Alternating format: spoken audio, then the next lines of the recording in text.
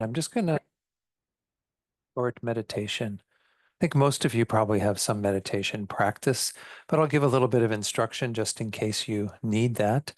With meditation, initially, we're mainly trying to focus the mind, to not have the mind be so distracted. So one of the ways that we do that is using the breath. And the breath's an object that we have with us all the time. We're always breathing until we stop breathing. But that is something that we don't have to kind of make up and think about. We can just simply attend to the breath. So there are a number of ways that you can work with the breath. And the way that I'm going to suggest tonight, this is just a nice way to bring the mind to a focus and hopefully keep us from getting too sleepy while we're meditating, which is sometimes the case, is to focus on the sensation around the tip of the nose.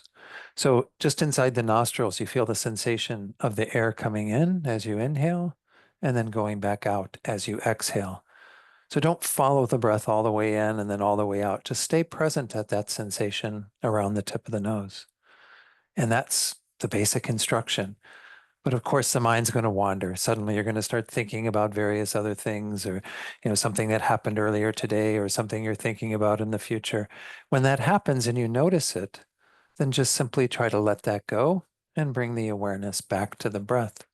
So very simple practice in words, but sometimes very hard to do. So be easy with yourself. If you find that, I remember Pema Chodron, some of you know Pema Chodron, wonderful Tibetan Buddhist teacher, written a number of books. She says that the first time she meditated, she remembers hearing the gong when you started the meditation and then hearing the gong when they stopped the meditation. Everything in between was a wash. So if that's the case, don't worry about it. So again, I don't have a gong here to take you into meditation. Is there a little, is it under here? There's somewhere? Right behind me. Okay. Ah, great. Ah, thank you, Patrick. Okay, so I got a little handbell here to ring. So I'll ring this and we'll begin the meditation. Again, in terms of where you can just sit comfortably. It's nice to have the back somewhat upright. I think you all look fine in terms of that. But just again, do your best to stay with the breath for the next few minutes. And then I'll lead you in a short reflection, kind of more of a guided meditation.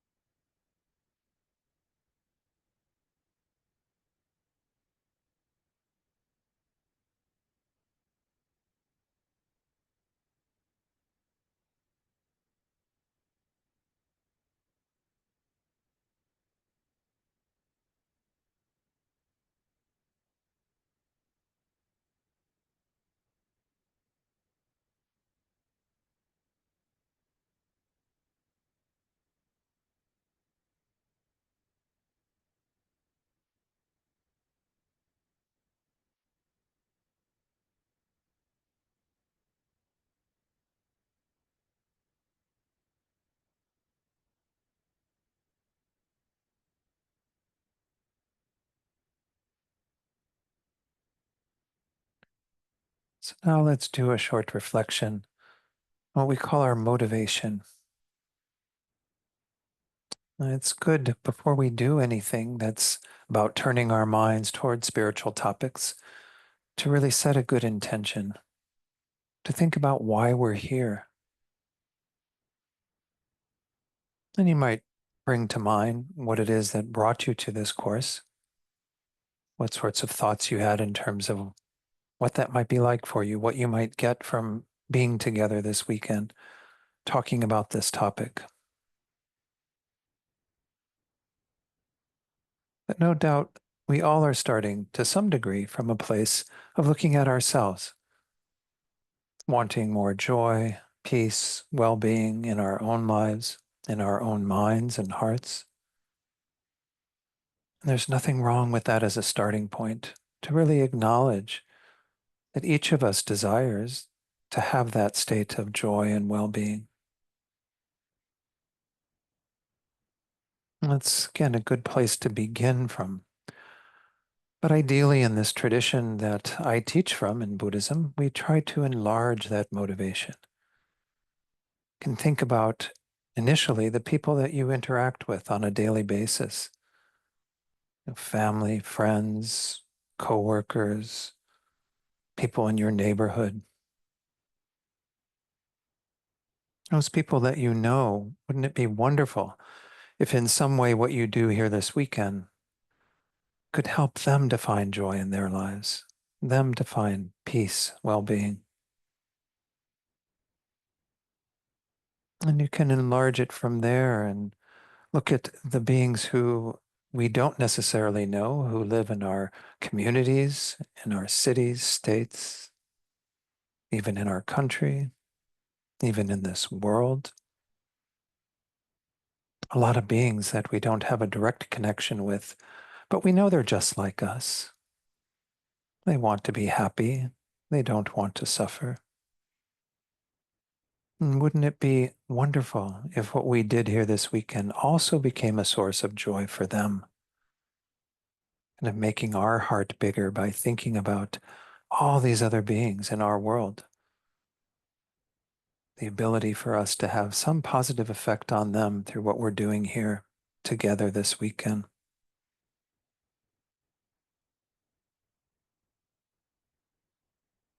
And just take this as far out as you feel you can. I mean, we've got animals that inhabit this world. The Buddha says there are other realms of existence.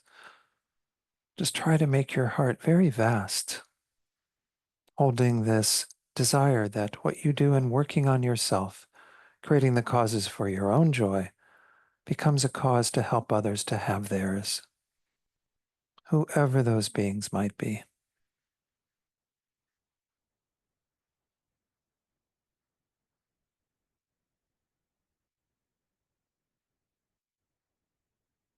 And just try to hold this awareness, especially tonight, but throughout this weekend, thinking that when we're working on ourselves, that we're doing that not just for our own purpose, but for the purpose of all beings.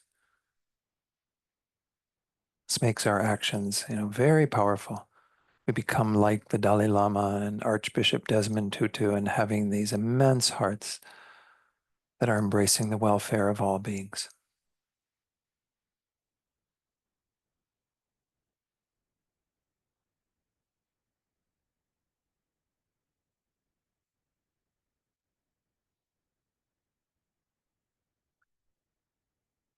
Hey, so because we are going to be together for a full weekend, I would like to do introductions so that people have a chance to at least let me know your name. I hope to meet each one of you individually at some point, just introduce myself on a more one-to-one basis as I was doing at dinner a little bit tonight. But um, just a chance to be able to say your name.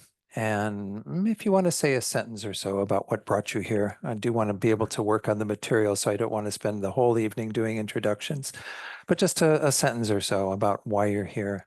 And if you would like to even just maybe add another sentence in terms of your own exposure around Buddhism, this course is not going to be primarily about Buddhism. It's going to introduce some Buddhist principles, but it's based on a book of the Dalai Lama together with Archbishop Desmond Tutu, who was not Buddhist, obviously. And so there's a lot of different things I'll be bringing in from a variety of traditions, but I would like to understand at least some idea of what your own exposure to Buddhism is. I think perhaps you've read my bio, but if you haven't, again, I didn't even introduce myself with my name, but I'm Don Handrick. I've been teaching Buddhism for roughly 20 years. I don't know, yeah, 20 years now. It's hard to believe it's been that long. And studying Buddhism for about 31, 32 years. So anyway, I'm used to be the resident teacher at our center down in Santa Fe, New Mexico, and that's where I still live. I'm more or less what they call a touring teacher these days, though during the pandemic, I didn't really do that much touring. I was mostly teaching online, and I do tend to do a lot of online teaching still now. But I'm here in California and happy to be at Land of Medicine Buddha again. Haven't been here since 2019, but it's a wonderful place to come, and I'm glad to be offering this weekend retreat. So I don't know, would we like to maybe start here and kind of go around and then we'll make sure we get our folks who are online as well. Just before you begin, Okay, that we'll have it for the recording and that these people on Zoom can. okay. All you have to do. Should be able to just pass it while it's still on without turning it on and off. So great. Thank you for that, Isabella. My name is Marty Siegel. Just hold it closer to you.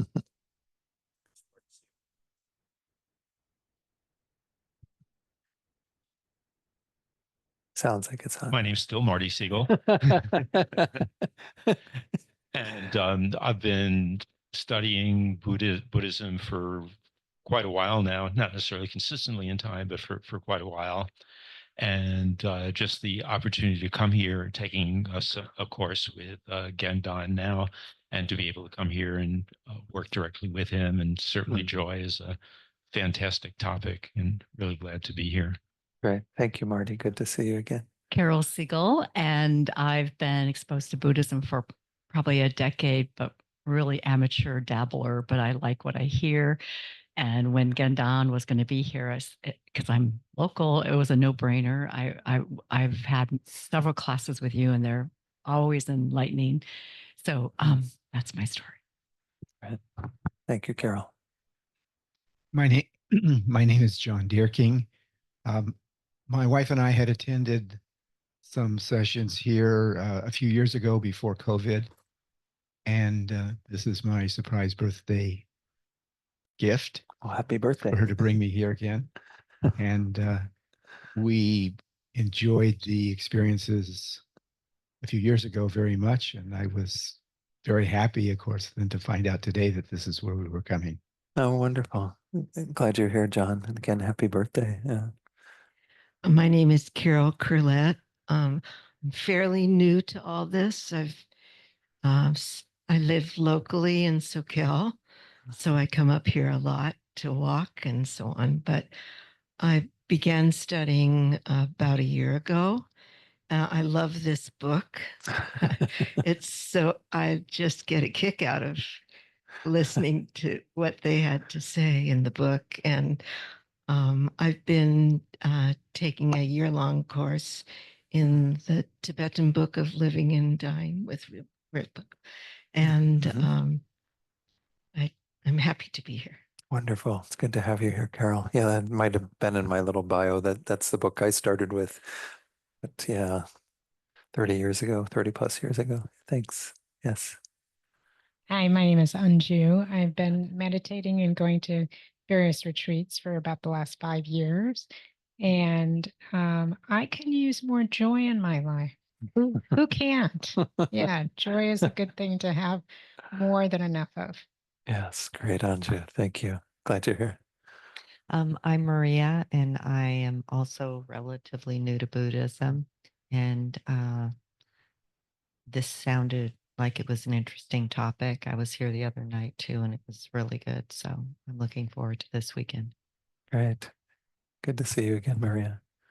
I'm Beverly Deer King, and we took a retreat, participated in Buddhism in a nutshell at Vajrapani a number of years ago, and it was quite interesting. And the Book of Joy is probably one of my favorite books. I read it years ago. So when I saw that this retreat was coming up, I mean, I agree. Who can't use a bit of joy in our lives? So I'm looking forward to it. Great. Good to see you, Beverly.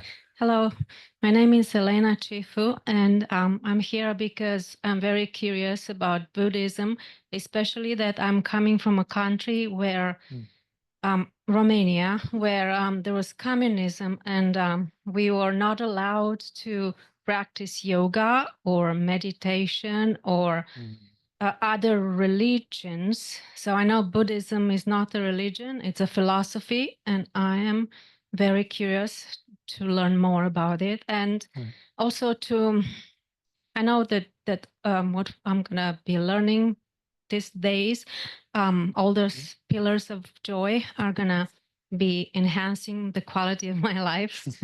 Yes, I'm Good. sure about that. Wonderful, Elena. I'm glad you're here. My name is Chris Sparks, and I've been studying Buddhism through Diamond Mountain, Arizona for the last, I think, 2 years. And my weakness is daily habits, is actually doing and not just studying. So like I'm supposed to be keeping the 6 times book 6 times a day. So I figure if I could get once I'm working on a journal, then that would be a good start. Yeah. But I'm just happy to be here. Great. Joyous effort is another one. I do a lot of working and serving, but joyous effort is a real a blessing to be able to have that focus. Wonderful. Great, Chris. Thanks for sharing. Yeah. Hi, Hi. I'm Joshua. Hi, Joshua. Thanks for being here. You're welcome. And this was just serendipitous path that led me here. So I'm happy to be here. Great. I might not be able to attend the entire weekend, but No worries. yeah, I'm happy to be here right now. Yeah, please come for what you can. And it's all going to be recorded as well, so people Okay. can access it afterwards. Yes. Yeah. I think so. Great, Joshua. Thank you. My name is Phil. I'm here with my wife, Mary, and she's been here 5 years ago, and she wanted to introduce me to Land of Medicine Buddha, and Wonderful. we've been listening to the book, so I'm looking forward to being here with and learning more. Great. Was it Phil or Bill? Yeah. Phil. Okay. I wasn't sure I was hearing Phil or Bill. Anyway, great. Thanks, Phil. My name is Mary, and this was just a place that I felt I needed to come. I'm feeling a little out of balance right now, and some things that have happened in my life. And I think, as somebody said, this is the right place for me right now. And I'm looking forward to this weekend. Great. Thanks, Mary. Hi, I'm Lindsay, and I'm also having the reaction of how long have I been practicing? A long time, 20, 25 years, I think. Wonderful. And Erin, my wife, who's over here, and I have taken several classes with you online during the Familiar. pandemic, Yes. but we've never made the connection in person. I think there was going to be a Wheel of Sharp Weapons Vajrapani retreat that didn't come together in the end. And so it's now instead. But thank you for your teachings, and that's why we're here. Great, Lindsay. Glad that you're here. Hi, my name is Joy. It's not a joke. These are her 8 pillars. Well, we decided at dinner that the pumpkin pie was definitely one of them. This has been actually a year of a lot of grief for me. And I think I've been reading about Buddhism and meditating for 7 or 8 years. I did a little bit of diving into Tibetan meditations through my yoga teacher training. but I've never been to a retreat because COVID and yeah, all of that. And I used to live nearby. I know this place. It's a beautiful place. And I read that book maybe 8 years ago, and I just read it again, and I see it with, it feels like a new book right now. And so I'm really excited to dive more and yeah, trying to reconnect more with my own name and just, sharing that more and being a more positive person for myself and for the world is really what I, trying to do every day. Yeah. Thank you. And really nice to meet you and Yeah, about good to this meet weekend. you too, Joy. Great. I'm Erin Ashford. That's my wife, Lindsay. Mhm. I am so grateful to be here and see you in person instead of on Zoom. But during COVID, it was, it was a really hard time for everyone. And I feel like your teachings really helped kind of get me through a hard time. And just these spiritual teachers have helped me guide me from childhood trauma and just seeing the quality of mind, how getting in touch with like how even staring at someone's face who's internally joyful, it just looks different. It feels different. And so I have done a lot of trying to see myself in others in that way, this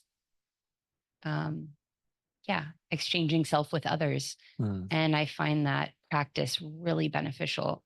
So I'm just grateful to continue with everyone here to share that, sharing self with others and finding the deeper meaning in things Great, Erin. together. Thank you.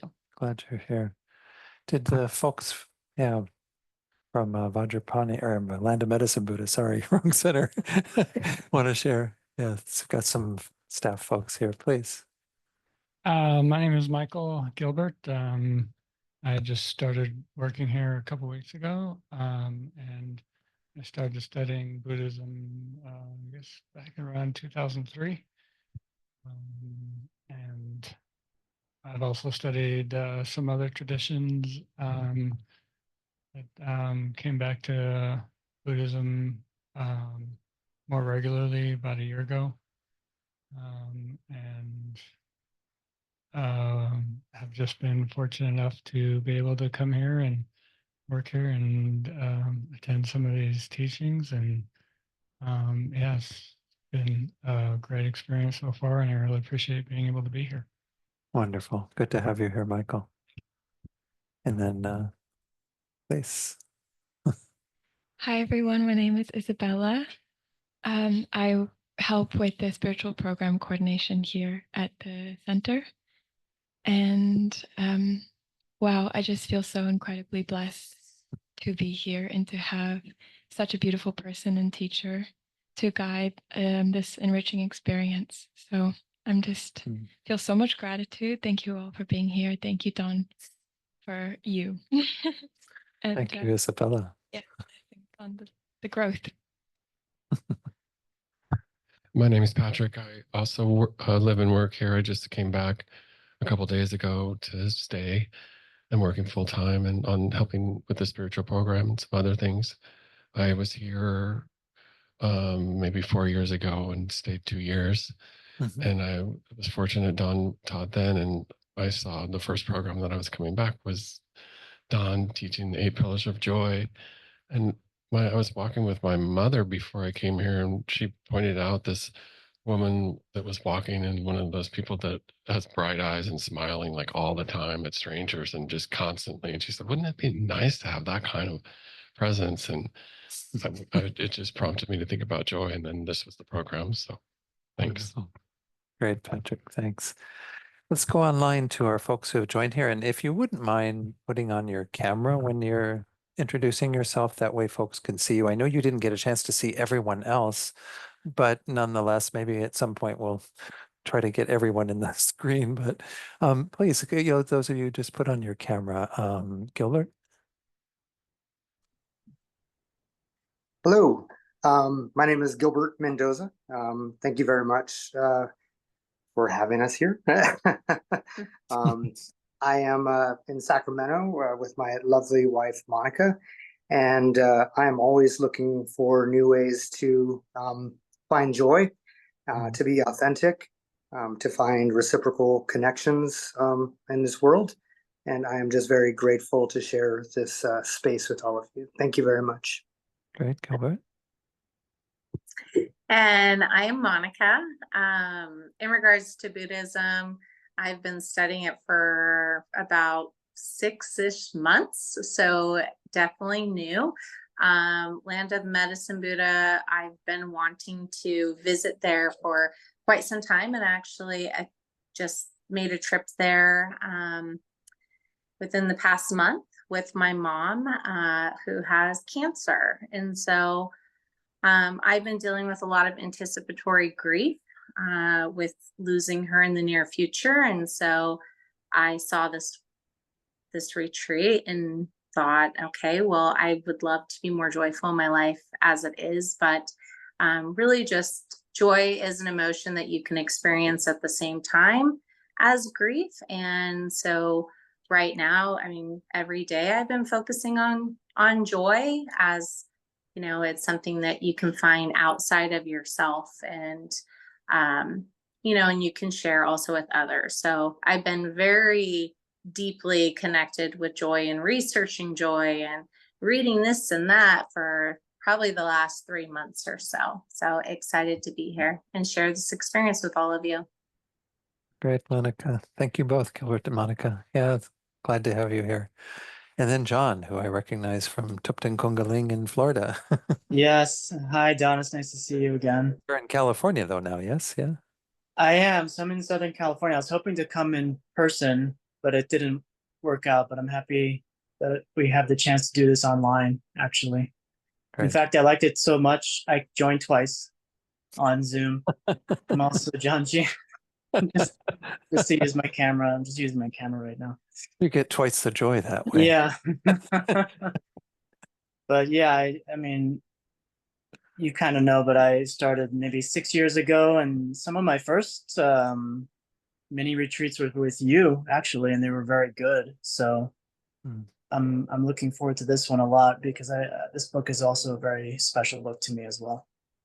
Right. Great. Glad to have you here, John. Sorry you can't be here in person, but glad to have you. Yeah. Great. And then let's see, it looks like Jerry.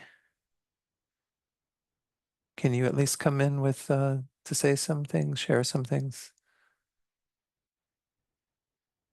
Not getting a reply there. Mute. Oh, wait. Ah, there we go. Okay. Oh, hi, I'm Geraldine. And my husband and I have done a number of retreats at Land of Medicine Buddha in years past, many years ago. But we kind of dropped out and decided it was time to get back in. And this just happened to be a very easy and joyful way to get back into the practice. So thank you very much. You're welcome. Could you say your first name again? I'm sorry, I didn't catch it. Geraldine. Geraldine. Ah, great. Right. Okay, so you got Jerry on there as the shortened. Okay, great. Well, I wasn't sure if that was actually me, because I just signed up as Geraldine, but anyway. Yeah. All right, Geraldine. Wonderful. Good to have you here. Thank you. And so is there anyone else there with you? We can't see right now, but was your husband joining you, or I wasn't clear? Not right now. Not right now. Okay. All right. Good. Well, if he does come in and wants to introduce himself at some point, just let me know.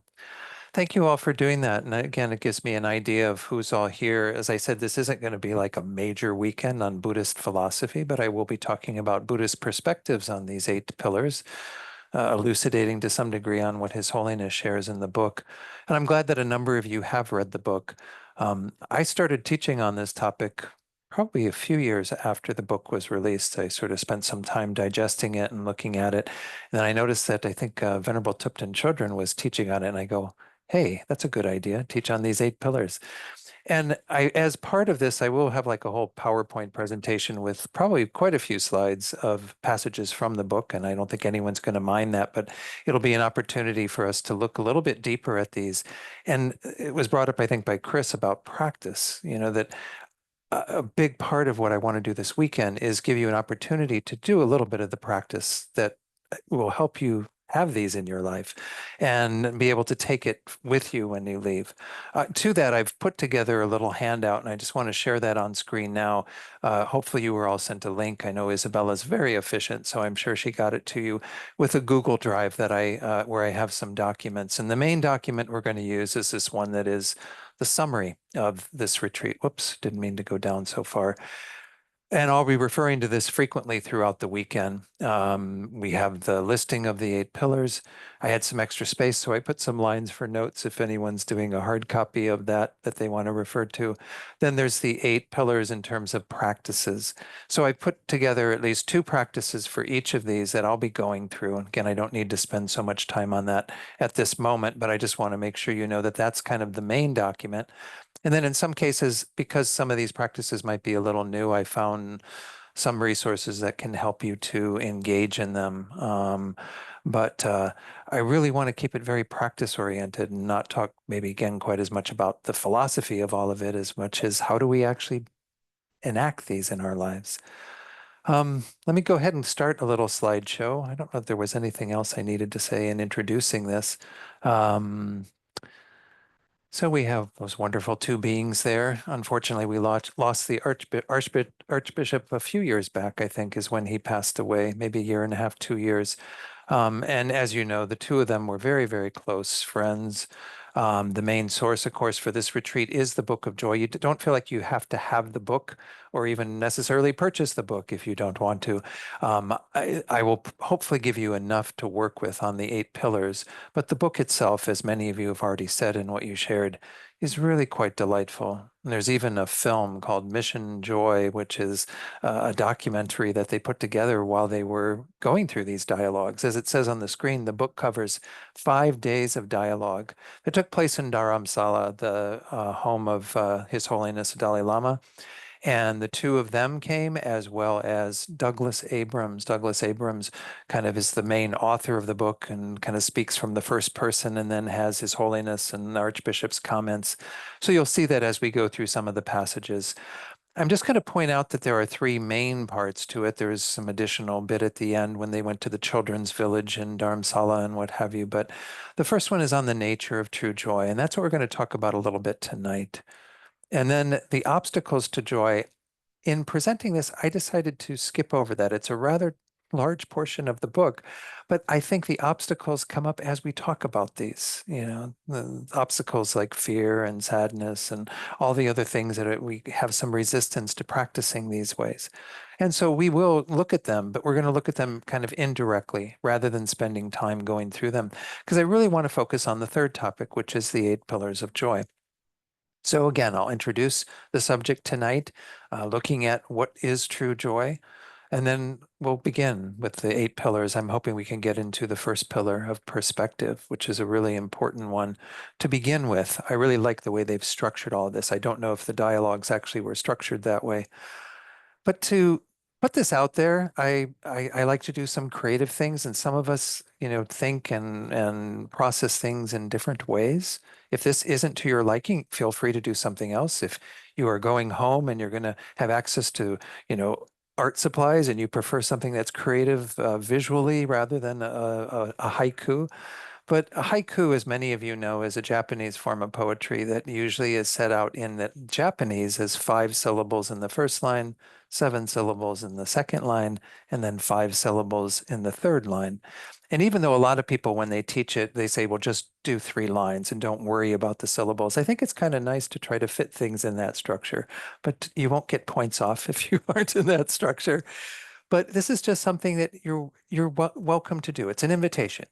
And if you don't want to do it, if this doesn't resonate with you or any other, kind of creative way of working with what you're inspired by, your experience, your insight into joy this weekend, and I'll give an opportunity for you to share it with others if you wish, whatever you have done, and that'll be on Sunday, unless you need to leave early. I don't know, didn't ask everyone to share that if you did need to leave early, but if you do and you want an opportunity to share something, then let me know and I'll make sure that we do that. But it's just, again, another way of learning, another way of processing. So that's just something that you can do. By the way, all of these slides I will make available at some point. I'm still debating whether to do them based on each session and put them out on that same Google Drive where you're accessing materials, or just do it all at the end, And so I don't know. We'll see how it goes, because I think doing them after each class might be a little more challenging. I don't know. It's not that much more challenging. So what is joy? It's kind of an interesting concept. We use this word quite a bit in our culture, but how often do we really get down to defining it? It's quite interesting. In the book, it's pointed out that this wonderful psychologist researcher who works out of UCSF just up the way in San Francisco, Paul Ekman, he is an emotions researcher and a good friend of the Dalai Lama. In fact, he is one of these people that has looked into how your face, based on various muscles, whatever, show different emotions being within, even without you articulating those emotions. And so my good friend Tenzin Choki says that she's kind of worked with him and his daughter, and he'll like look at somebody and go, oh, you've got number 50 over here and number 3, like be able to point out what's going on in your muscles in your face that are exemplifying what emotions you have going on inside you. So he's an incredible researcher. I think there was even a TV show that was based on his work where this one, anyway, I don't even want to need to go into that. He's written that joy is associated with feelings as varied as, now you got 4 on this screen. We're going to have a couple more screens. Joy has a wide range of things that we could be talking about. Pleasure, for example, pleasure of the 5 senses, right? We can say, the joy of eating a delicious dessert like the pumpkin pie that was, served to us after dinner here. Amusement. Now we're going to talk about humor as being one of the pillars, but when we are, kind of that sense of just joy that comes from laughing together with others and sharing a good time, being amused at maybe a really funny comedy show or whatever it is that you find amusing to you. Contentment. Contentment seems a little more internal. We're starting to move a little bit in that direction, but nonetheless, that's where we're going to end up, is looking at things that are perhaps a bit deeper inside. But contentment can come from a variety of things. It's described here as a calmer kind of satisfaction. And we just kind of feel content with our lives and with what we have and with what's transpired in any particular time. Excitement can be a form of joy, right? Where we have novelty or change. Like, remember when we were kids and we got to go to an amusement park or Disneyland or whatever, you really feel this kind of joy that comes when you're thinking about going to some place that's very different. That's a unique experience. Relief. We can have the joy of relief when we've had another emotion. And the first two, like fear or anxiety, when, suddenly you see that what you were afraid of isn't what was there at all. And you have this joy that comes from just knowing, oh, wow, I can let down my guard or whatever. But it says even pleasure you can have a relief that follows after pleasure. But, this is one aspect of joy. Wonder. I even want to include in here, these are the words from the book, but I want to include the word awe. There's a new book that came out not that long ago about awe. We don't use that word so much in our culture anymore, but the sense of awe or wonder that we feel at something, something that is astonishing and admirable. I want to just share one experience I had of awe myself. Not that long ago, there was a wonderful TV series that was on National Geographic called One Strange Rock. I don't know if any of you saw it. It was narrated by Will Smith, and it was just about this planet and how this planet formed and all the things that occurred that made it possible for us to even be here physically. And this whole history that we just don't have much cognizance of, because it was millions and millions of years that preceded life on this planet. And then, of course, human life and what have you. But we can have a lot of joy that comes from that sense of awe. Ecstasy or bliss, obviously these heightened states of blissful, often physical experiences transporting us outside of ourselves, but they can also be mental experiences, can occur in maybe some meditation, what have you. Some people maybe through various illicit substances. Exultation. At having accomplished a difficult or daring task, this kind of feeling of accomplishment that we might have, and we are really taking delight in what we've done. So again, a lot of different shades of joy. Next slide, radiant pride. For example, when our children or someone very close to us has a special honor, we really feel that kind of shared joy in their accomplishment and what they've done. unhealthy jubilation. This is a tricky one, right? You've heard of this word Schadenfreude. Schadenfreude is German for kind of this bad joy, this joy in someone else's suffering. That sometimes happens in our culture, right? Where we really delight that somebody that we don't like is suffering. That's not what we're going to be working with this weekend.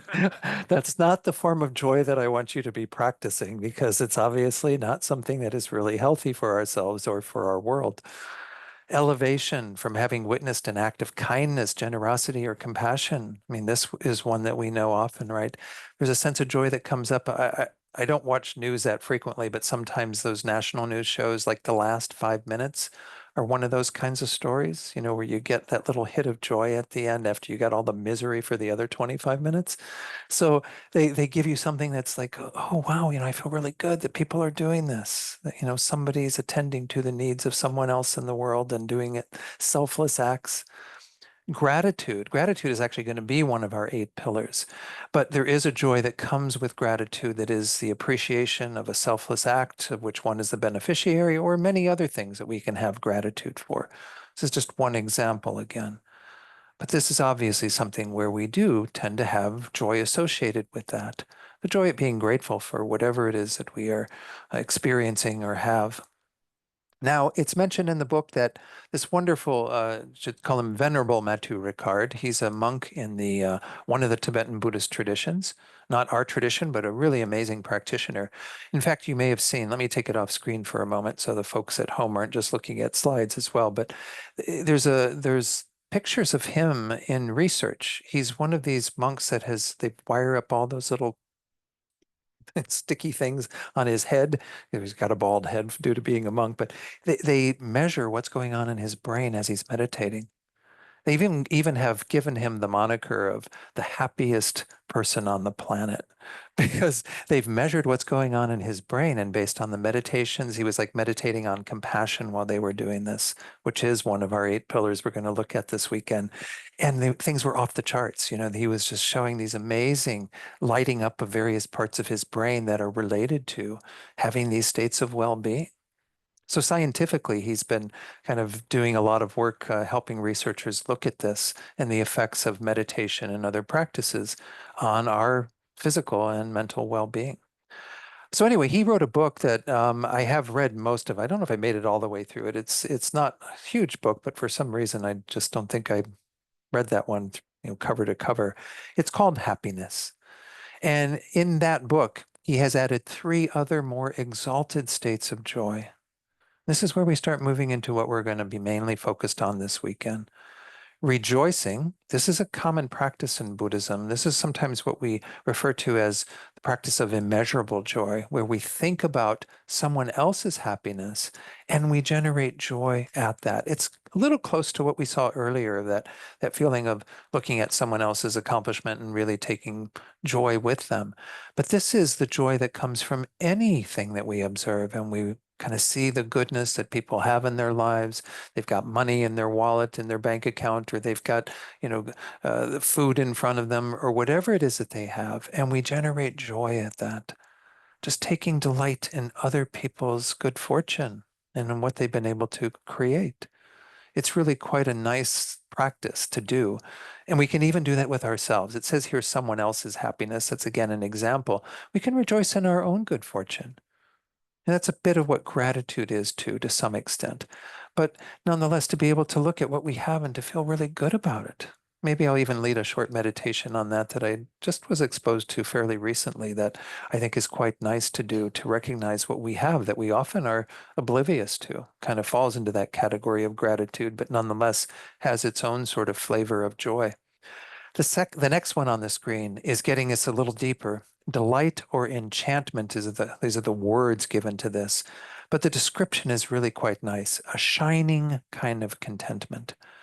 So, I mean, contentment was mentioned earlier, but this is shining. It gives kind of another connotation to it, right? You're talking about earlier, was it Beverly? I can't remember. One person was talking about meeting people who exude that and have that. Sorry if I'm misremembering whoever, but the idea is that we want this to kind of shine out to others. It's not something we keep to ourselves. We're even going to see this. It's towards the end of the course when we talk about generosity, the final pillar, about how that can be one of the greatest ways that we are generous with our being, is by exuding joy and having that kind of deep sense of contentment that will help others to have joy. It's contagious.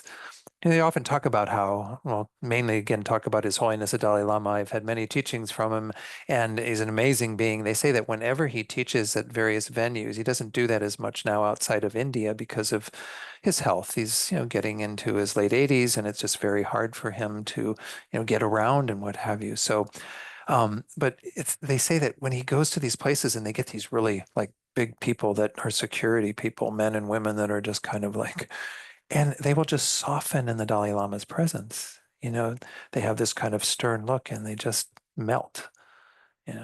So this is kind of getting into what we're mainly talking about, is this sort of contentment that we can generate from within ourselves. And it was mentioned by somebody earlier too in the introductions about a lot of external sources of joy. And admittedly, and a lot of what we've looked at here so far are things that are around us that can bring us joy, can make us more joyful. And those are fine to use. What's the problem with those though? They're not always there, right? A lot of times in our lives, or what's going on in our country, or what's going on in our immediate locale, we don't always have those things around us. So developing an inner joy is going to be the more lasting way to achieve joy, because then we have it wherever we go, right? We're carrying that, that's part of our being.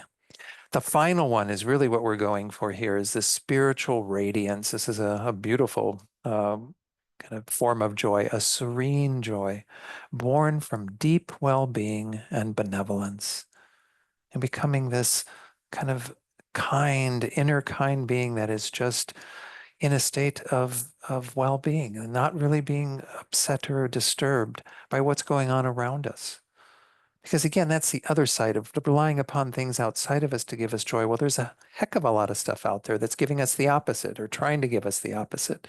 So if we can be in a place where we are in that state of joy, regardless of what's going on, well, how much better that will be, right? And again, how much better that will be for others. And I mentioned this in our motivation tonight. Again, I tend to teach, as His Holiness does as well, from what's called the Mahayana tradition of Buddhism. And that is where we are not just concerned about our own welfare. That's a part of it, obviously, because we do need to work on ourselves.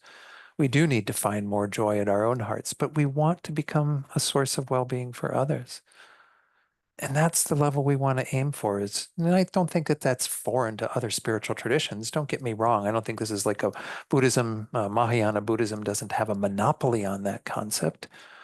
There are many beings. Again, the Archbishop's a wonderful example of somebody who, from a Christian tradition, has exemplified in his life living from that place and being in touch with that. This is kind of what we're aiming for. And this is what they go on to say in terms of Douglas Abrams in the book.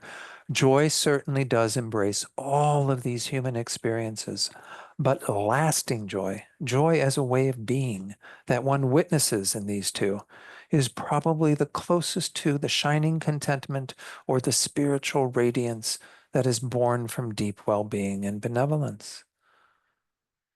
In Buddhism, in Mahayana Buddhism in particular, we use this concept of Buddha nature. The idea is that within the very deep core of our being, in a sense, within our own minds, and in Buddhism, we don't really separate mind and heart. We can talk about heart qualities and mind qualities. We're going to even do that with the 8 pillars to some extent. But nonetheless, these are all part of what we mean by mind in Buddhism. At the very deepest level of our mind, this is who we are. We are these beings that are really just sort of enclosed by all the various garbage we have in our minds and limited in terms of what we can actually do. But what is at our core is that source, that wellspring of unbelievable well-being. We just have to kind of remove the stuff that is blocking that. And it doesn't mean that's all you have to do. You also, of course, you work on enhancing these qualities. That's what this weekend is really all about. Enhancing qualities and ways of looking at things that will help us to be in touch with that. Again, that's not my agenda, is to get you all in touch with your Buddha nature. I'm just giving you the Buddhist words for how we would look at that. Your deepest sense of well-being is this inner goodness. Now, I've talked to a few people here who grew up Catholic, and I grew up Catholic myself, and I didn't get that message from the Catholic Church. And maybe the Catholic Church gives it to other people, and I just missed out that day. I was homesick or something. Um, I got the feeling I was kind of flawed, that there was something that was wrong with me, and that, and again, I'm not putting down my Catholicism. There's wonderful things in the teachings of Jesus Christ. I've come to admire many of his teachings a lot. They're very close to Buddhism, actually. But the message I was getting as a human being was that I was not worthy, in a sense, that there was something really wrong there. And Buddhism approaches it from a very different point of view and says, hey, you're actually really good inside. Your inner being is perfect, is fine. In fact, the great Zen teacher, D.T. Suzuki Roshi, there was one time he was in front of a group of people like this, and he said, you all are perfect just as you are. And you could use a little work. And that's kind of the Buddhist view. It's like we have this kind of perfect being that we are inside, but we need the work. We still need the work to kind of bring that all out to the surface, to become that being. What's wonderful is we have in this book and in the things that I'll be sharing, these two beings who have done that, right? They're living from that place. His Holiness still living, Archbishop while he was around living from. You can see the joy and the contagion around them because that's what they are. They've been able to get in touch with that and really develop that, and it's what we can all do. I mean, that's the Buddhist message in essence, is that we all have that same potential. It's not just one being as extraordinary who comes here and then saves us all. It's each of us involved in saving ourselves through getting in touch with our true being, our true nature. Okay. So that's just a little bit of Buddhism there that kind of get us into the ballpark of that and the introduction into this section. The Buddhist practice of mind training, the Tibetan for this is Lojong. This is a very high kind of advanced practice, but it's simple in its concept. It's an important part of the Dalai Lama's tradition. One text, and this is I put that in brackets there. It wasn't identified in the book. It's called the 7-Point Mind Training by Geshe Chikawa. It's about, I don't know, 50 some slogans. And one of those slogans is an admonition that says, always maintain a joyful mind. I remember Pema Chodron in another one of her books, I think it's The Places That Scare You. She said this to one student, and the student said, always is an awful long time. That's a pretty big order, right? Always maintain a joyful mind. I mean, every moment I have to do this, right? It sounds pretty daunting, but we do our best. We do what we can to maintain a joyful mind as often as we can. But nonetheless, I'll talk maybe a little bit more about mind training later in the course. But Douglas Abrams asks, so what is this joyful mind that we're talking about maintaining? Thupten Jinpa was there as His Holiness's translator. He's an amazing scholar in and of himself.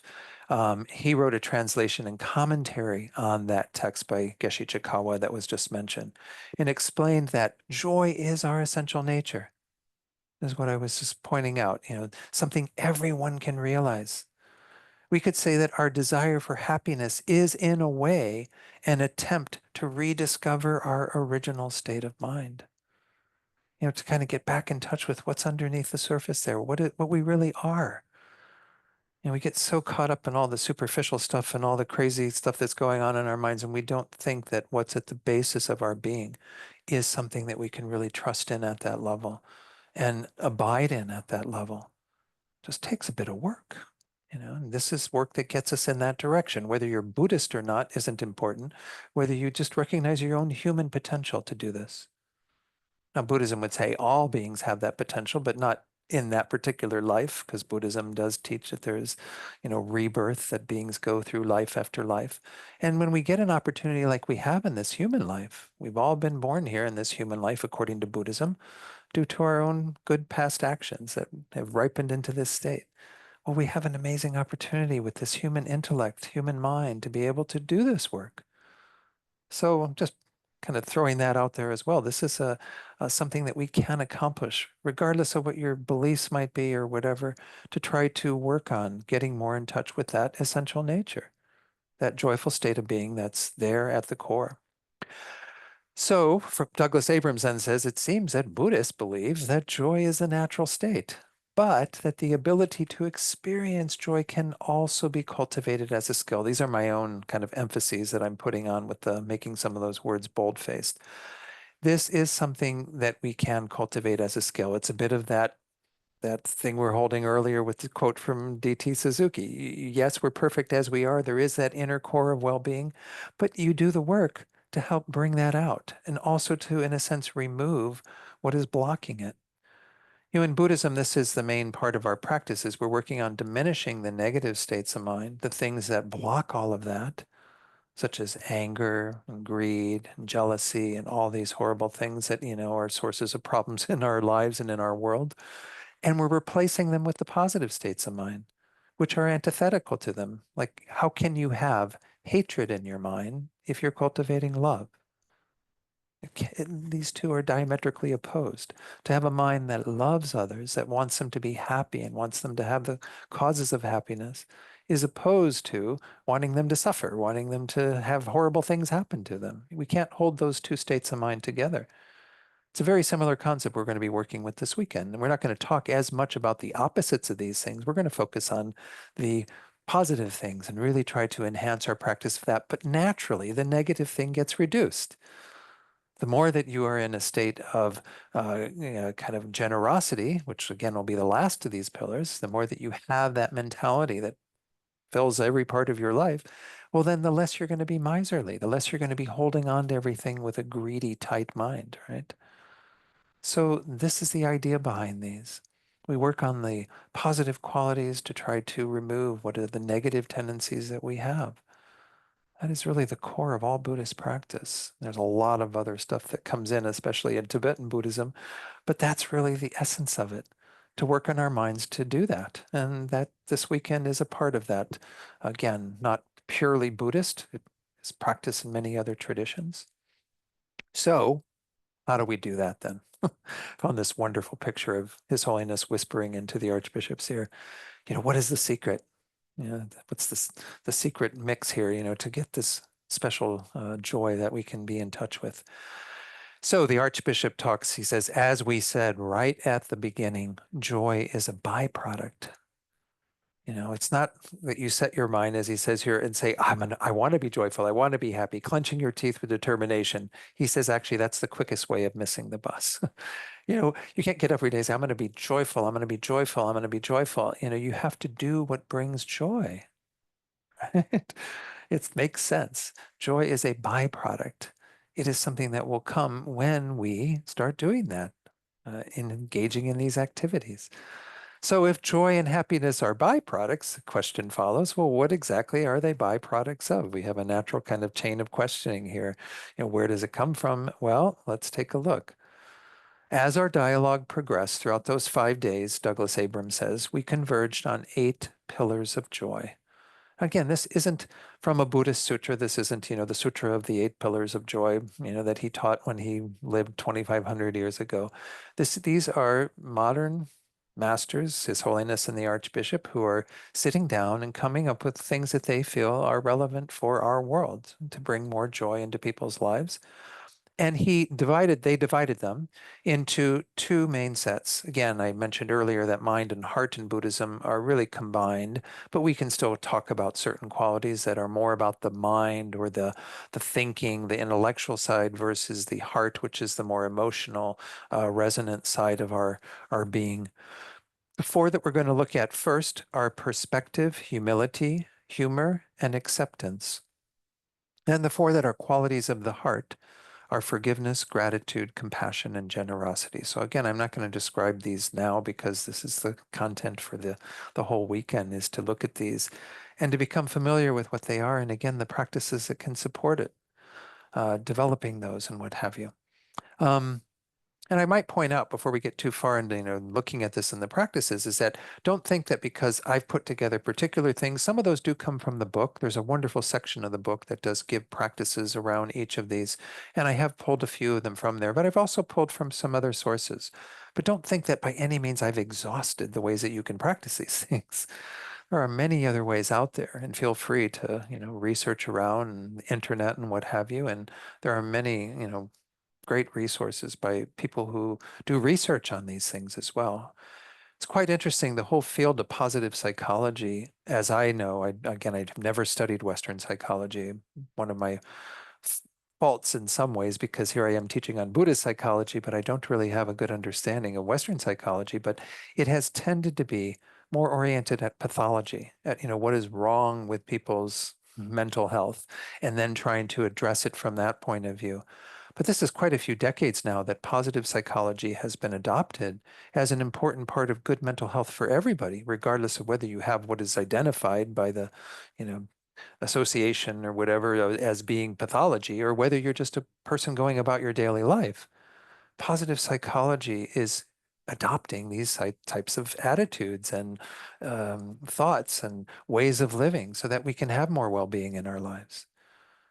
Maybe I'll even show you a little slide if I've got time of a wonderful researcher at University of North Carolina, Chapel Hill, Barbara Fredrickson. She's written a book on positivity, and she's done amazing research that shows that these various qualities really increase our ability. I know, but I don't want to go too far into that. She calls it the build and that's the other word. I'll have to think of it.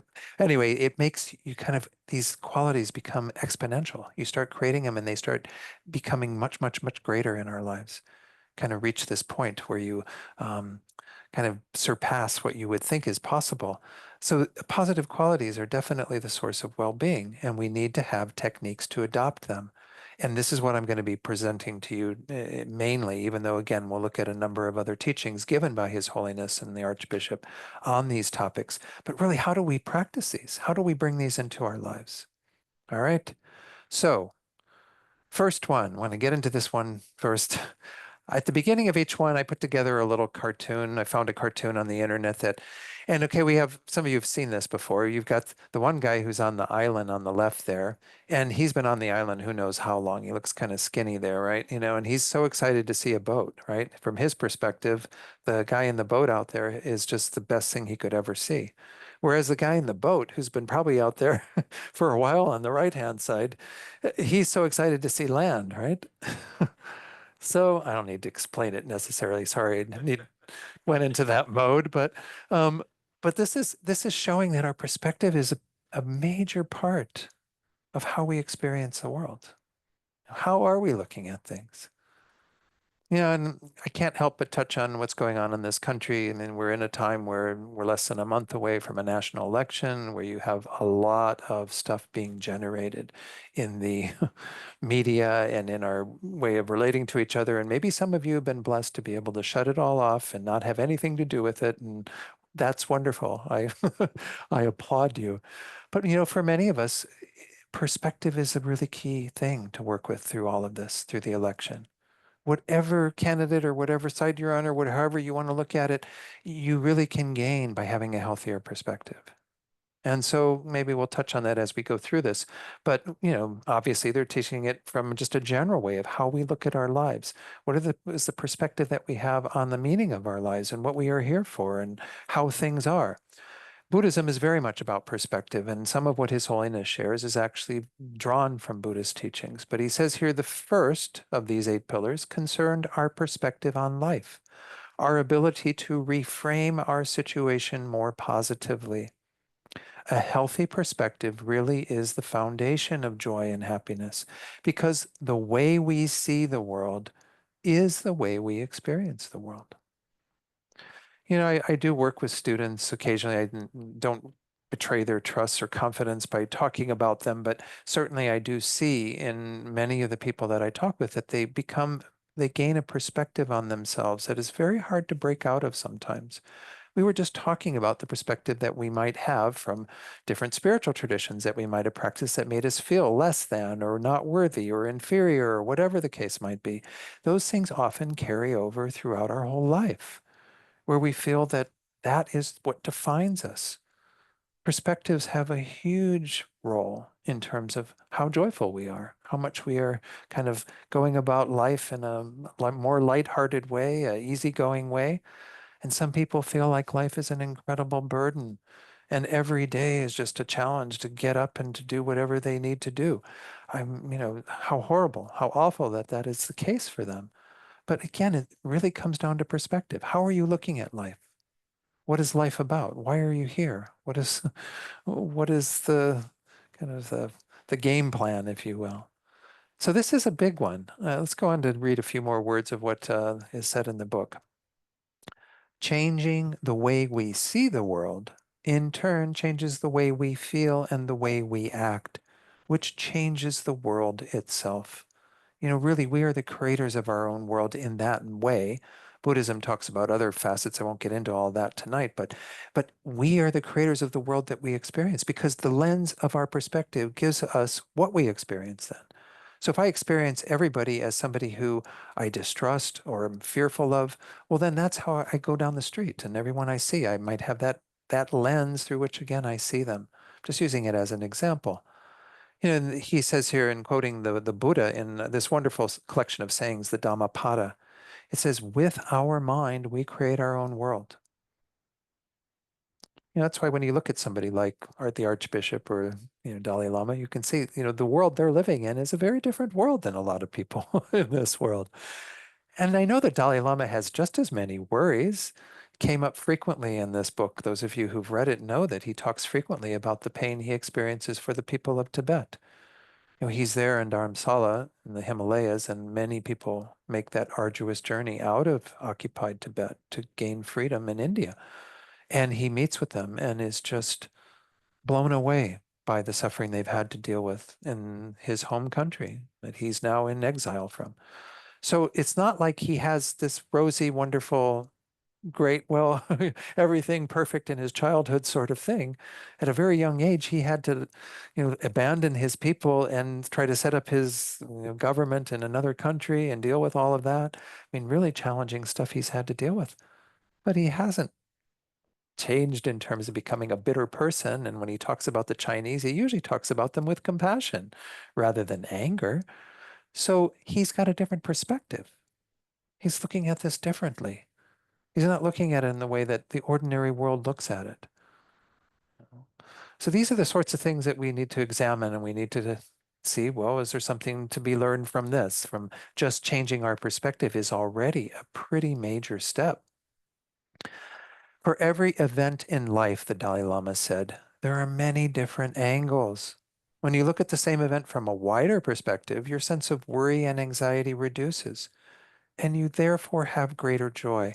On each of these, I'm going to try to talk a little bit, and we can, digest it together. Where's the joy in each of these? Because some of them are not that clear. I mean, not like the clarity we have when you have pleasure of the five senses or something. Yeah, it sure is, joyful to sit down and eat a delicious piece of dessert or something. But that's, again, a very transitory experience. We're talking about how does changing our perspective then induce feelings of joy? But if we look at things from a different angle, there is that ability to get to a place where the self-concern and a lot of the things that we are normally preoccupied with then fall away because we've changed how we look at everything. Because suddenly we are now in a place where it is much lighter. It is something that even though we're going to be witnessing suffering in our world, even though there's going to be horrible things that happen, we're living at a time when, again, the weather's all crazy and wars are still going on. And remember the Dalai Lama when he sat down with Larry King at the millennium, the turn of the millennium, and I think Larry King asked him a question exactly at the point. He says, "What are your hopes for the new millennium?" And he says, "Oh, it depends. I mean, it's really up to people." You can't say that just because we turn the page from the first millennium to this, second millennium, well, the third millennium, I guess it is. Yeah, in turn to the third millennium, that suddenly the world's going to become a delightful place and everybody's going to be living together in harmony and peace, right? It doesn't happen that easily. It takes these kinds of shifts. It takes different ways of looking at things so that when the world is going bonkers all around us, we're still able to maintain some joy because we're looking at it through a different lens. And I'm going to get some examples of that coming up real soon because His Holiness and the Archbishop really identified three major ways. I'm going to quote here this is again from the book, and I ended up getting introduced to wonderful things through reading the Book of Joy. I might just mention this as an aside. They quote Edith Eva Eger. Edith Eva Eger is a Holocaust survivor who's at the age of 16. She was taken from Hungary into the camps in Poland and was kept there until she was rescued by American troops. But anyway, her biography, the book that she wrote that's called The Choice, I think, is phenomenal. It's really quite an amazing book. I will have some quotes from her later. She often quotes fellow Auschwitz survivor Viktor Frankl, who said that our perspective toward life is our final and ultimate freedom. This is a quote from him. I think this is in his book, Man's Search for Meaning, that I hope many of you have read, a wonderful book. Everything can be taken from a person. We'll use that language. He uses man frequently, but he means a person. But one thing, the last of the human freedoms, to choose one's attitude in any given set of circumstances, to choose one's own way. So what it comes down to is whatever's going on around us. And Viktor Frankl, it's amazing. He was in Auschwitz and he had this amazing career before it, and he had quite a career afterwards, after all of that came to an end. But his whole persona in the concentration camps was to seek out that meaning and to abide within a space of some level of meaning and to be driven every day by that meaning so that he wasn't succumbing to the depression that so many other people in the concentration camps were experiencing. I mean, a horrible experience. We all know from what we've read and seen, the documentaries and things that have come out, as well as fictional films that have dealt with the Holocaust. I mean, what a traumatic thing to go through. But he came out of it very positive because he learned this while he was there and kind of knew it in the back of his mind when he came in. But he had to have something that was going to help him to choose how he was going to live every day, how he was going to make sure that he didn't succumb to the same sorts of fears and anxiety and stress and depression that was going on all around him. And he saw that happen where people would succumb to that, and sometimes they would just die without having the Nazis do anything to them. They would just die out of just that sheer lack of any kind of stuff to live from, or whatever you want to call that, any desire to keep going. So anyway, we see that this is a pretty important thing that we all possess. We can never have anybody take that away from us. I suppose it's true for all of our Buddhist practice and certainly many other spiritual traditions. What you do in working on your own mind is something no one can take from you. They can take your possessions, they can take everything, it can even take your life, but what you've done with your mind is yours alone, and you will continue to have that. And of course, the strength of that, especially at the time of death, is something that is really useful. Lived our lives well. Whoops, sorry, didn't mean to do 2 slides there. And Thupten Jinpa, once more, His Holiness's translator, said that while changing our emotions is quite hard, and that's a lot of our Buddhist practice, changing our perspective is actually relatively easy. It is a part of our mind over which we have influence. Perspective, Jinpa argued, is nothing less than the skull. He uses the skull key. I don't know if that's a British term or something. He did study at Cambridge, I think. I'd never heard skull key. We use the word skeleton key in the US, right? A skeleton key will get you into anything, right? It opens all the locks that imprison our happiness. So this is really an important one. I'm glad that they started it in this, order to have perspective first. These are the shifts in perspective that are discussed in the book, and we're just going to go through these. Let's see how maybe we'll get through them all, but I do want to have a little bit of discussion tonight. I know it's Friday night and many of you are probably tired from your week, but the first one is having this larger, wider perspective. They're all wider perspectives, all 3 of these, but here the idea is seeing the big picture. We often use that phrase, right? We tend to see only things kind of through our own little narrow lens of me and my own experience and my own ideas, and we don't look at the big picture in terms of others and the whole world and everything that's around us. Having a long-term perspective, we get very caught up in the moment. Very caught up in the moment and think that this moment is going to last forever when it's going to go by just like every other moment did. So we're going to take a look at that. And then having a perspective beyond oneself to include others. This is maybe an elaboration or a different angle on the first one, where we see also that we need to think about others. We don't live in a world where we're some independent island on our own. We live in an interconnected world. And if we are aware of the perspective of others, then we look at things very differently. This is a big one for what we're dealing with in this country right now with the divisions that are out there. On having a larger, wider perspective, this is the first one. This involves stepping back within our own mind to look at the bigger picture and to move beyond our limited self-awareness and self-interest, to begin to see that we're not getting the whole picture ourselves, right? I mean, is there anybody on the planet who gets the whole picture? Probably not. We're all dealing with our own little silo to some degree, influenced by various things. But nonetheless, even those, I mean, nowadays, of course, what they tailor all of your feed on everything that you go to in terms of your websites and whatever, so that it keeps mirroring back everything that you already believe in and hold to and what have you. So we don't really see things in the big picture so much. We don't really look at it from that vantage point. Go on to say, with a wider perspective, we can see our situation and all those involved in a larger context and from a more neutral position. By seeing the many conditions and circumstances that have led to this event, we can recognize that our limited perspective is not the truth. It's a big one, right? We tend to think that what we believe in and our way of viewing it is absolute truth. And we don't know that really because we don't know the big picture. We don't know everything that's involved. As the Dalai Lama said, we can even see our own role in any conflict or misunderstanding. If we begin to use that perspective, we can say, wow, I might be playing a role in this, or I might be, having some great misunderstandings because I am not taking the time to look at the big picture. Now, again, it takes a lot in our culture to look at the big picture. I think this is a bit of a challenging one because obviously everything becomes really quite global these days. My gosh, in the time of the Buddha, everything was really quite local. There wasn't even a sense of kind of India. There were little kingdoms and what have you, and little domains, and that was kind of the extent of what you knew and what you had an awareness of. And now it's like to hold an awareness of this entire planet. I mean, good of what's going on with, again, climate change and so many things happening in our world that are something that everyone on this planet is dealing with to some extent, some in different ways than others. It's hard to hold that global or larger view, but it's something that at least if we make the effort, it gets us out of this little view here. You know?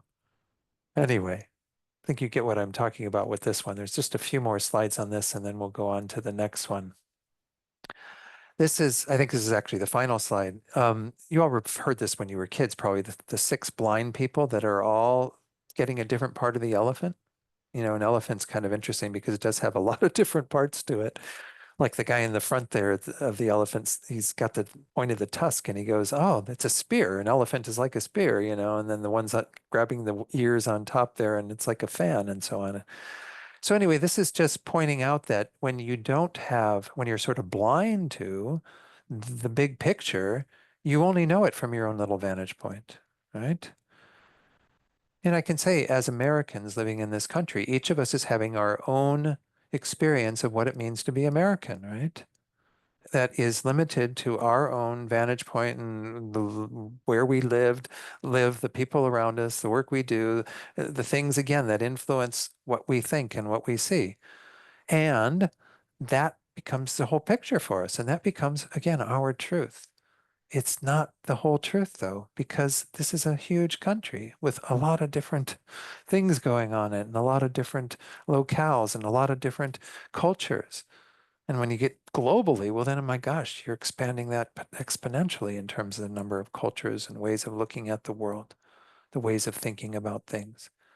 Again, so this is just to get us out of that tight little narrow cubicle that we're, into a much vaster identification of what's out there. Let's go on. And again, I don't think I'll be able to go through a few more slides here. The long-term perspective. This is another really big one. I saw some heads nodding when I was talking about it. This means to not be solely focused on the short-term and immediate experience, but to see how in time things can actually change in many ways, sometimes even for the better. It doesn't always happen for the better. That's the nature of existence, the Buddha says, because things change. In fact, going back to Suzuki Roshi, I remember reading in one book by, I think it's by Louis Richmond, who was a student of his, he had a gathering there, and one student said, you know, Suzuki Roshi, you've been going through all of these teachings and I didn't get a single thing. Can you tell me something that I'll get? And Suzuki Roshi says, everything changes. Everything changes. You know, this is the nature of our existence. Things don't stay the same for a single second. You know, we like to, this is our tendency, is we like to keep everything in this domain of just stay the same, just stay the same. You know, just everything stay the same. Look at what happened with the pandemic. And we were all on this treadmill of like doing everything we do every day and just we're so used to doing it. And then suddenly, wham, we hit a wall. And most of us, though there were many people who still kept doing what they were doing, thankfully. So we all had food and all the other things we needed. But a lot of us just had to like stop in our tracks and go, wow, I can't keep doing what I'm doing. What am I going to do now? You know, it's a lot to face these extreme changes, but things are changing all the time. And time is the way that that change is happening. So when we get really focused on the short term, looking only at right now, this moment in time, 2024, you know, less than a month before the election, whatever, we get really into this thinking this is the be all and end all of everything. We've had zillions of other moments just like this. It just have been at different times and they changed. They changed into this. Maybe that's not such a good thing for some people. Maybe it's a good thing for other people. But again, are we able to give that perspective of seeing what comes after? There's a whole bunch of events that will follow from that. Things are not going to stay the same. Absolutely. Whoever's elected, it won't stay the same. Things will continue to change. Things will change in response to whoever's elected. I mean, it's just going to keep this process of continual change, sometimes for the better, maybe sometimes not. But again, maybe part of this, we can look at that possibility that things would change for the better. So let me continue here. By stepping back, we can also see the long view and have a clearer understanding of our actions and our problems in the larger frame of our life. This allows us to see that even though our situation may seem challenging now, from the vantage point of a month or a year or a decade, these challenges will seem much more manageable. You know, and this is really true. One of the things I'm throwing in there in these slides that I didn't have on your little practice sheet is what's called a 5-month flashback or 5-year flashback. Sorry. When we think about 5 years from now, what will this look like? You know, when we're at 2029, let's hope we're all around still then, you know, that the world's still turning then and what have you. But when we're at that vantage point, this is going to look very different. I mean, even 5 months from now, it'll probably look very different. This is the idea behind this, is to kind of go into, sorry, I didn't mean to press that button, but to go into that place of looking at things on a much longer term perspective rather than being totally caught up in the moment. So the one thing that is on your sheets that you can work with, and I'll mention this later when we do the kind of practice advice, is the silver lining thought experiment that was suggested by Thupten Jinpa. And these are the quote from the book. It says, take something bad that happened in the past and then consider all the good that came out of it.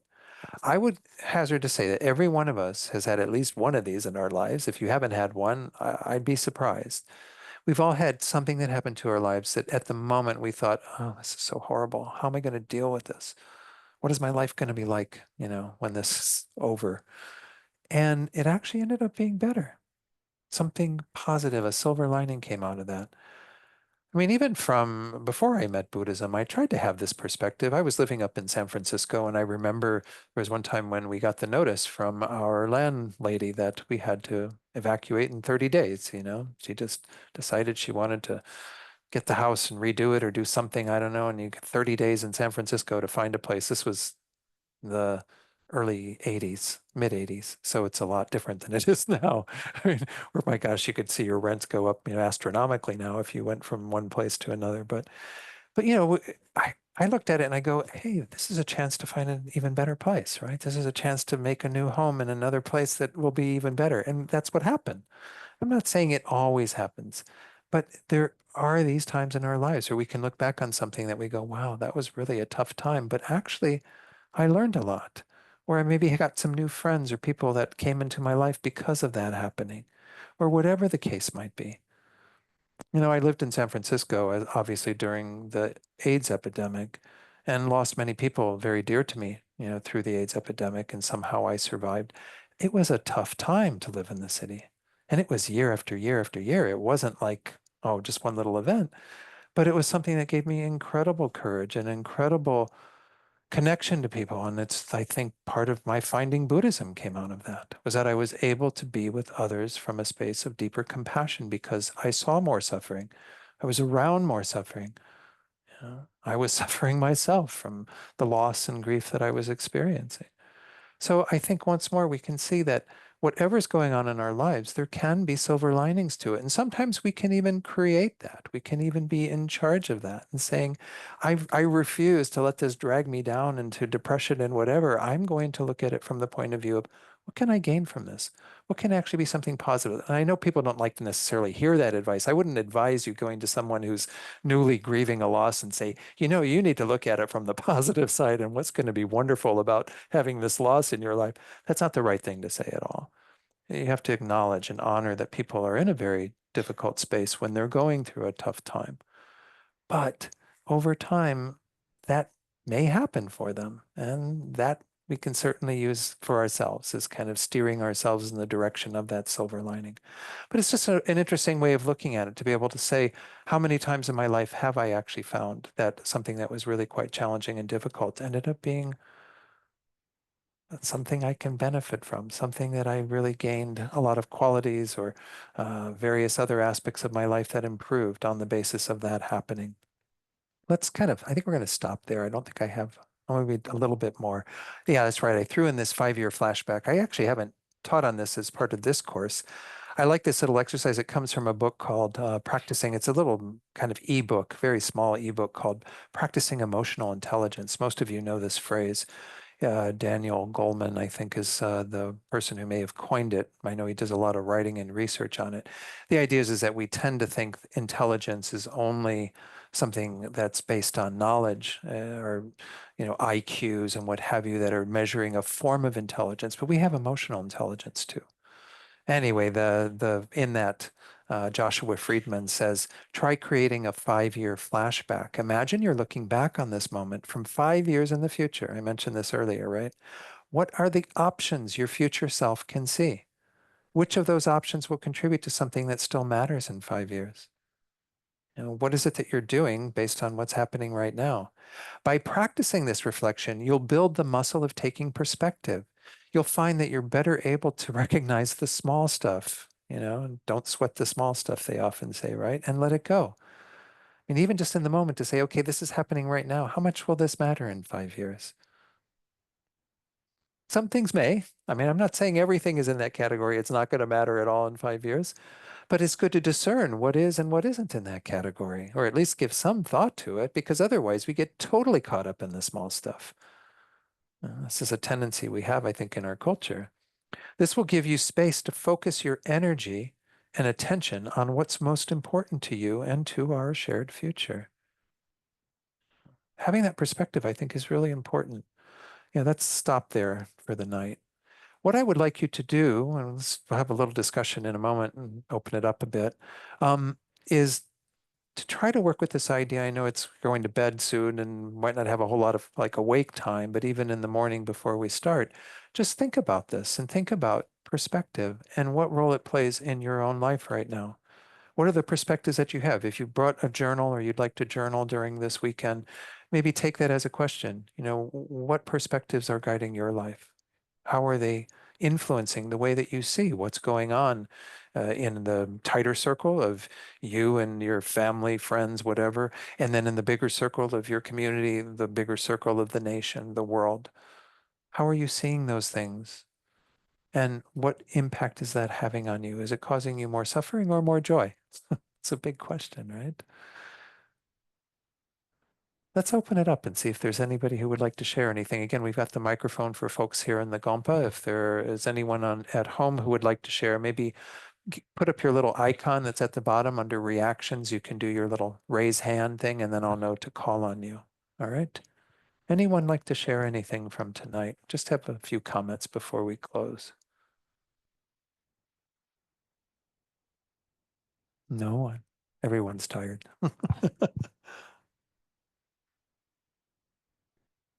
Okay, well, that's okay. I don't need to hear from anyone, but again, there will be these opportunities to share throughout the weekend. I mean, I really do want to keep it. I've got a lot of slides and things that I want to share, and I'll probably end up shelving some of that simply because I do think the interaction is really important. Ah, please. Yes. 1 second, Elena. Yes. That's all Thank you. right.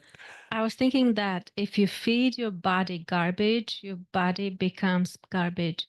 If you feed your mind garbage, your mind becomes garbage. So it's very important what we think every day. They say you are what you think every day. So That's true. Yeah. Yeah, no, I appreciate that you sharing that, Elena. Because the thing is that we're extremely malleable. You know, in neuroscience, they have this concept of neuroplasticity, right? Most of us have heard of this now. It's kind of interesting. Before they developed an understanding of this, they used to think that by the time we got to young adulthood, that we were pretty much structured in terms of the gray matter and what was going on, and things were not so malleable.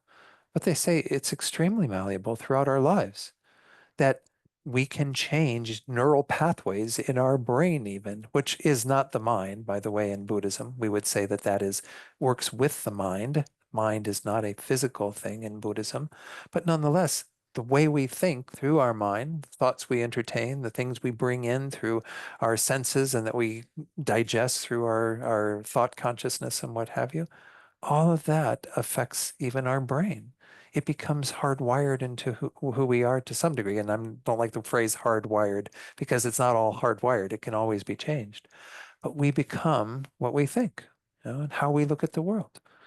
That's really a lot of what this perspective is. Thanks for sharing that, Elena, because that really gets at it. You will become this if this is the way that you look at the world. If you look at the world through the eyes of paranoia and everybody out to get me, like I mentioned earlier, then that's your world. That is your world. Yes, Chris, please. If I put things out as a choice between perspective as wrong view, right view, as opposed to simply noticing what your view is at any particular moment, what do you think that this particular teaching would choose? Yeah, it's kind of interesting because certainly Buddhism as a spiritual tradition does teach right view, wrong view, ways of looking at things that are correct and in line with how things are versus ways of looking at things that are askew and not looking at things accurately.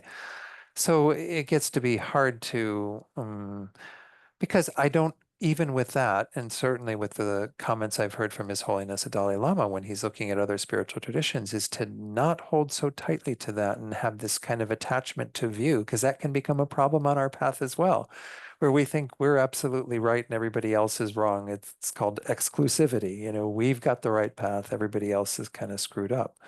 And that's not really healthy. It's not really a way of honoring the variety of spiritual traditions, and even people who don't choose to have a spiritual tradition, the ways of going about living a human life and having some measure of meaning in that human life.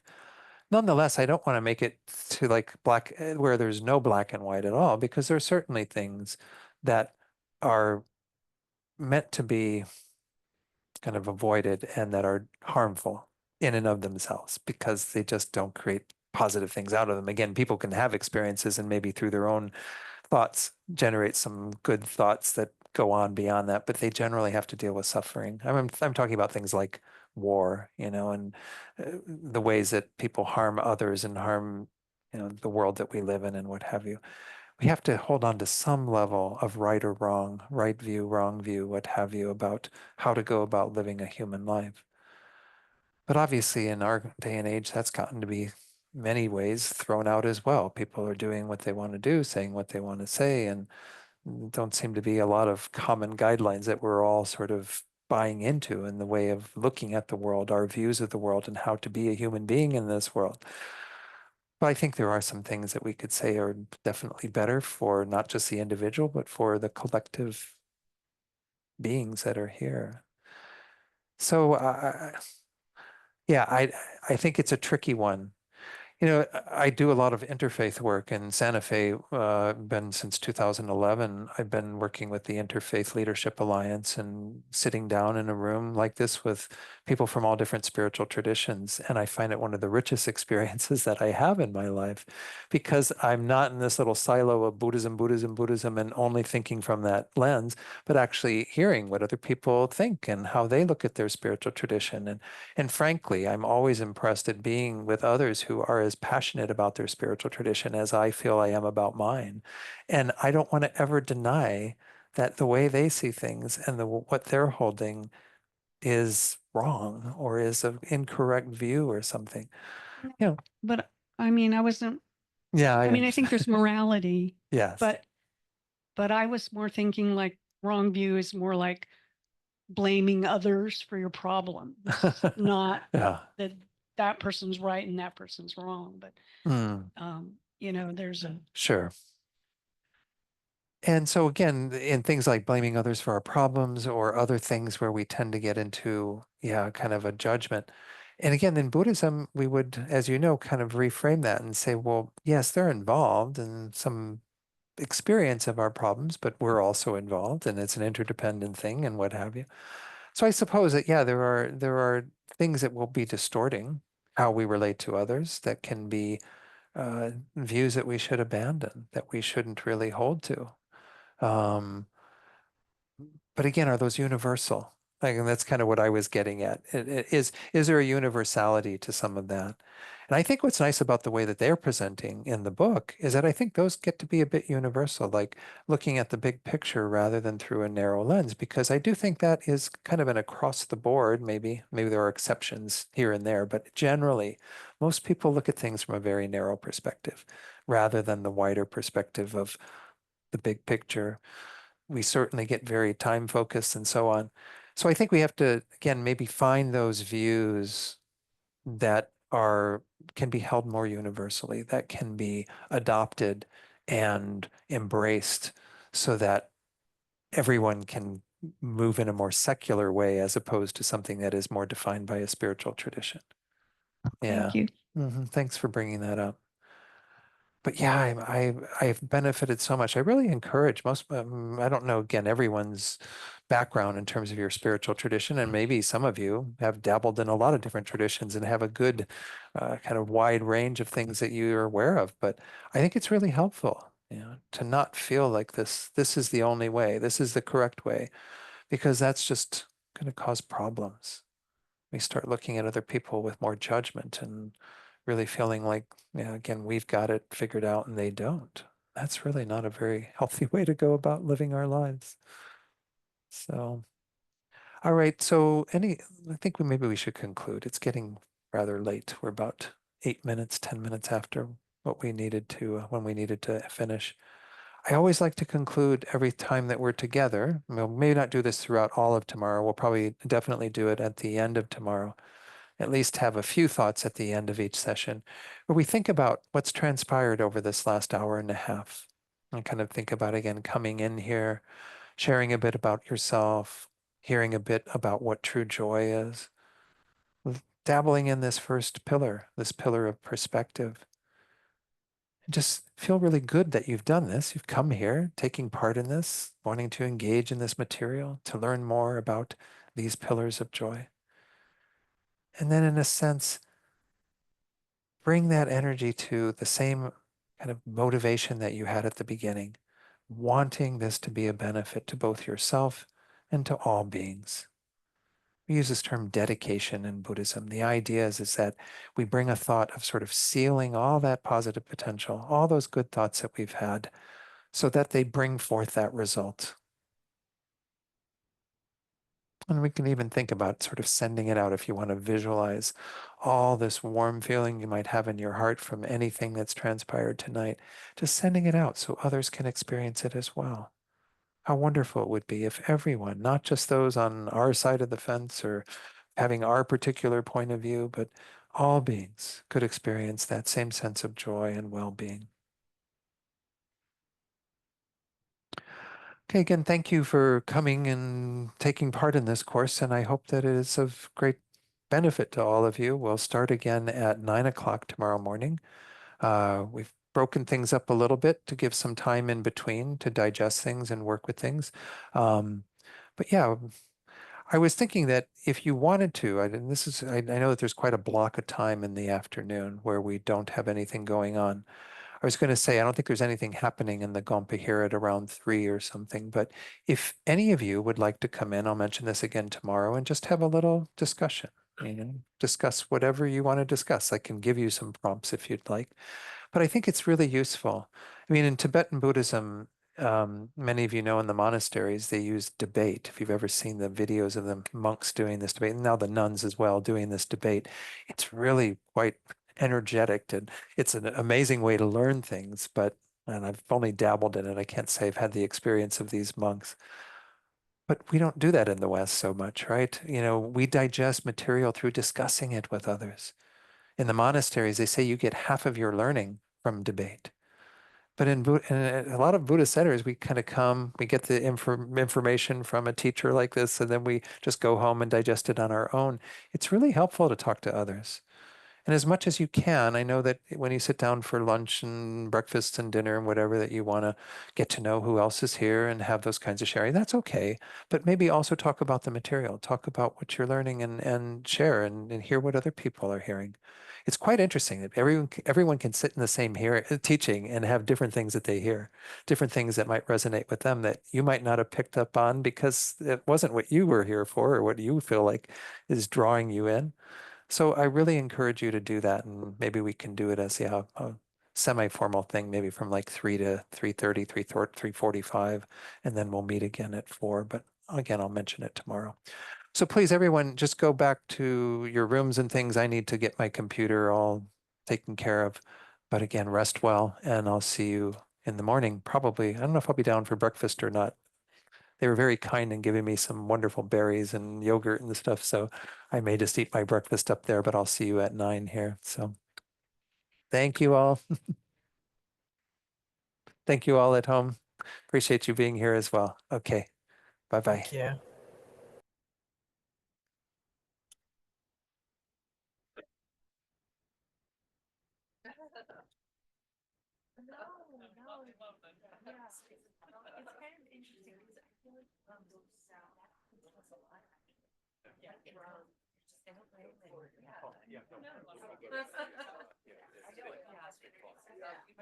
I